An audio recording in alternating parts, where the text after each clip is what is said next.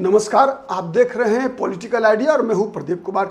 मित्रों, हैदराबाद वाले ओवैसी साहब, असदुद्दीन ओवैसी साहब, जिनकी पार्टी का नाम AIMIM है, बिहार में पिछला चुनाव लड़ी थी। पिछले चुनाव में उनका प्रदर्शन सीमांचल में इतना बेहतर रहा कि इस बार विधानसभा चुनाव के लिए उनको एक बड़ा फैक्टर माना जा रहा है कि बिहार के कोसी और सीमांचल के क्षेत्र में ओवैसी साहब की पार्टी बड़ा खेल कर सकती है। और इसी खेल को खेलने के क्रम में अभी ओवैसी की पार्टी ने एक चारा फेंका है RJD की तरफ।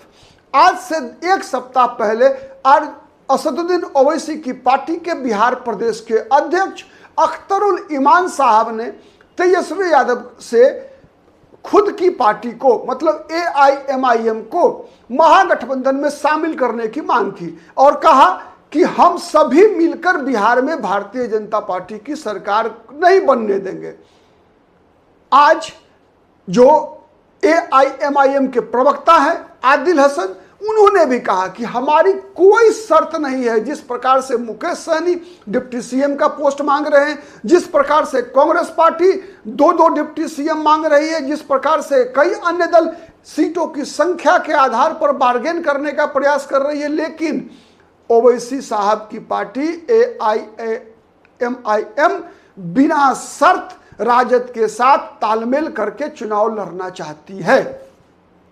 लेकिन दूसरी तरफ ये स्थिति है कि अब तक तेजस्वी यादव न जाने किस धर्म संकट में पड़े हैं कि अब तक तेजस्वी यादव ने कोई जवाब नहीं दिया है। न केवल तेजस्वी यादव स्वयं, बल्कि उनके पार्टी के कोई भी प्रवक्ता ने अब तक कोई प्रतिक्रिया भी नहीं दी है।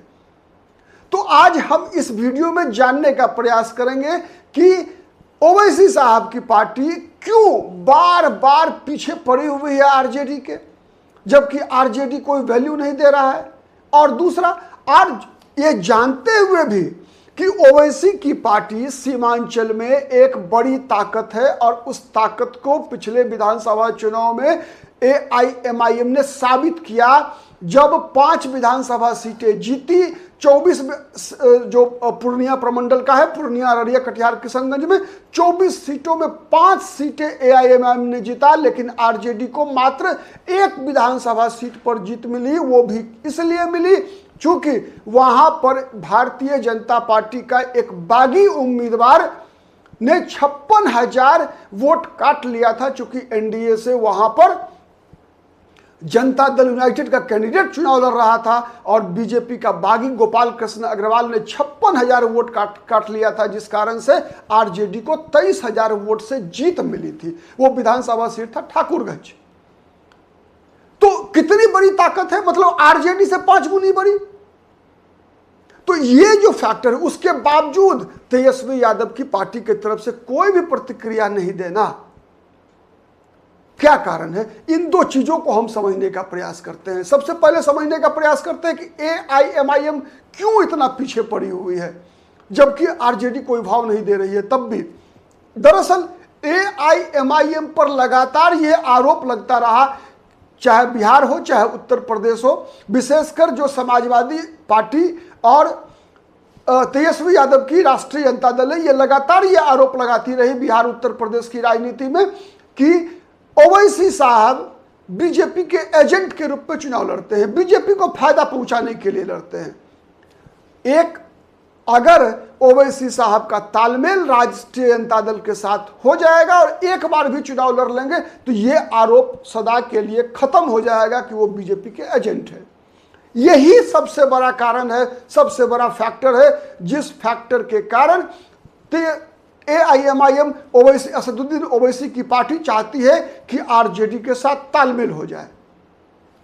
दूसरा, AIMIM का मानना है कि अगर एक बार तालमेल हो गई अगर, तो इसके बहाने AIMIM को मुसलमानों के अलावे जो अति पिछड़ी जातियां हैं, जो महादलित जातियां हैं, उनके बीच भी जाकर अपना आधार तैयार करने की कम मौका मिलेगा।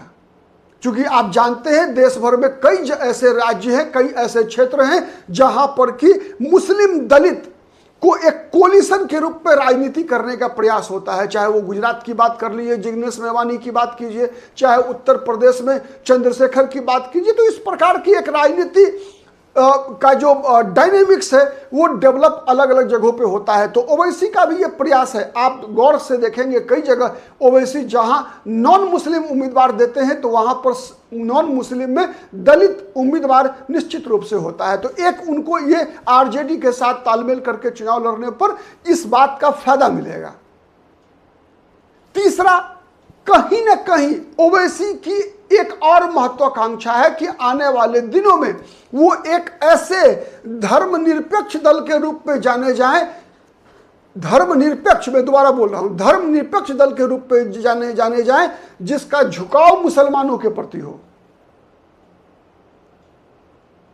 समझ रहे हैं? तो ये जो मकसद है, ये तीनों मकसद AIMIM का पूरा हो सकता है यदि एक भी चुनाव अगर AIMIM आरजेडी या महागठबंधन के साथ तालमेल करके लड़ लेती है। अब सवाल आता है दूसरा कि तेजस्वी यादव की क्या दुविधा है? तेजस्वी यादव की सबसे बड़ी दुविधा है उनका धर्म संकट।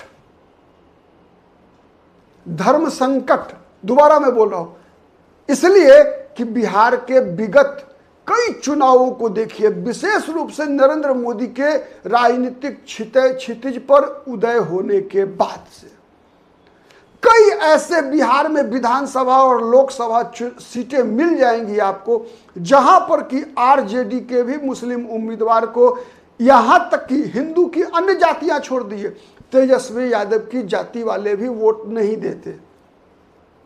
नीतीश कुमार जब बीजेपी के खिलाफ होते हैं तब भी नीतीश कुमार की जाति वाले नीतीश कुमार की पार्टी के अन्य जाति के उम्मीदवारों को तो वोट देते हैं, लेकिन नीतीश कुमार की पार्टी के मुस्लिम उम्मीदवारों को वोट नहीं देते। ऐसा कई नाम आपको मिल जाएगा। आप कहेंगे तो मैं किसी अन्य वीडियो में ऐसे कई नाम गिना दूंगा, चाहे वो आरजेडी का हो, चाहे जनता दल यूनाइटेड का हो, गिन सकते हैं आप। चाहे वो मुनाजिर हसन जदयू से चुनाव लड़े हो, चाहे आप किशनगंज में आप मास्टर मुजाहिद, पार्टी छोड़ दिया उन्होंने भी, ठीक है। इसराइल अंसारी हुआ करते थे पहले मुजफ्फरपुर जिले में किसी विधानसभा सीट से।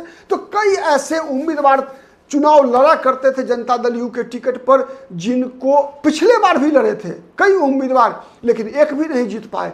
अंत में क्या किया, जब एक भी मुसलमान मंत्रिमंडल में शामिल होने लायक भी नहीं मिला तो बहुजन समाज पार्टी से एक उम्मीदवार जीत कर आए थे, जमा खान, उनको नीतीश कुमार ने अपनी पार्टी में शामिल कराकर बिहार में मंत्री बनाया।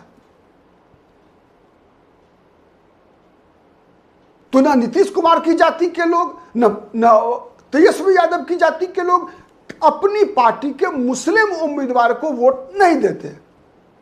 यह सबसे बड़ा फैक्टर है और यही फैक्टर है जो आरजेडी को, तेजस्वी यादव को डरा रही है कि अगर हमने खुलकर अगर साथ ले लिया, अगर भीतरी साठगांठ सबको पता है क्या होता है नहीं होता है, अगर खुलकर साथ ले लिया अगर ओवैसी का, तो बीजेपी के लिए तेजस्वी यादव को मुस्लिमवादी पार्टी साबित करना चुटकी का खेल बन जाएगा।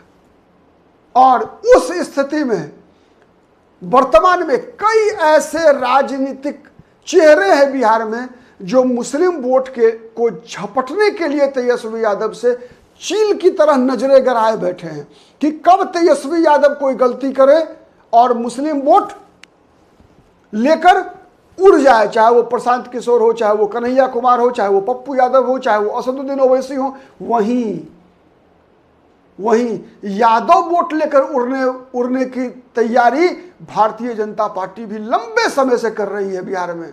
मैं बताऊं 2015 से ही कर रही है, जब नित्यानंद राय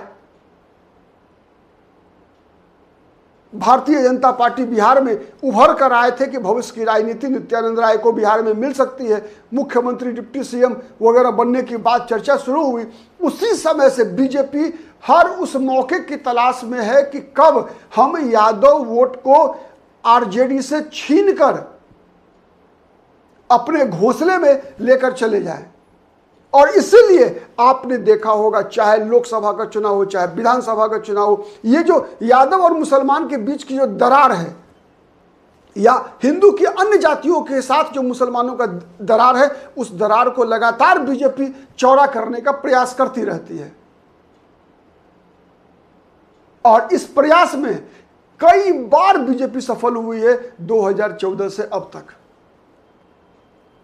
तो यही मुख्य धर्म संकट है तेजस्वी यादव के लिए कि अगर एक तरफ कुआं है, दूसरी तरफ खाई है, एक को पाना है तो एक को खोना पड़ेगा। अगर ओवैसी के साथ जाते हैं तो यह बात तय है कि 100% मुसलमानों का वोट मिलेगा, लेकिन बदले में यादव समाज का कई विधानसभा सीटें ऐसी होगी, लोकसभा सीटें ऐसी होगी जहां पर कि आरजेडी का बैंड बज जाएगा। वहीं अगर आरजेडी तालमेल नहीं करती है ओवैसी के साथ, तो फिर मुसलमानों के वोट से आरजेडी को हाथ धोना पड़ेगा। यह बात भी तय है।